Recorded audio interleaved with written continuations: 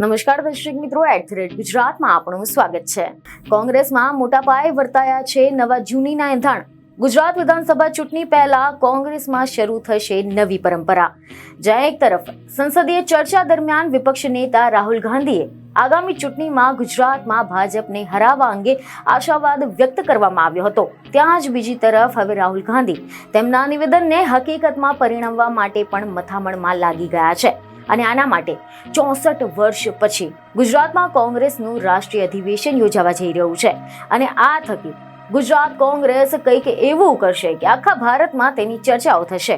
અને એટલું જ નહીં, ગુજરાતની સફળતા એ અન્ય રાજ્યોમાં પણ કોંગ્રેસના અભિગમને પ્રભાવિત કરી શકે છે।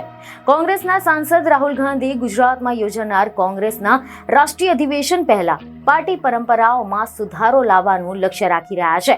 સમાચાર એવા મળી રહ્યા છે કે આના અગાઉ રાહુલ ગાંધીએ બેજવાબદાર વર્તન દર્શાવતા નેતાઓ પ્રત્યે પણ અસંતોષ વ્યક્ત કર્યો હતો।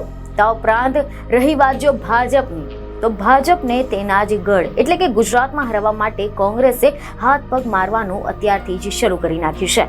આગામી વર્ષ 2027ની ગુજરાત વિધાનસભાની ચૂંટણીને લઈને અત્યારથી જ કોંગ્રેસે તૈયારી શરૂ કરી નાખી છે। પરંતુ કોંગ્રેસના નેતાઓ સ્વીકારે છે કે ગુજરાતમાં ભાજપ સામે સ્પર્ધા કરવી એ પડકારજનક છે અને આગામી સંમેલનમાં કોંગ્રેસમાં કેટલો ફેરફાર લાગુ કરી શકાય તેની પણ ખરી કસોટી થવાની છે।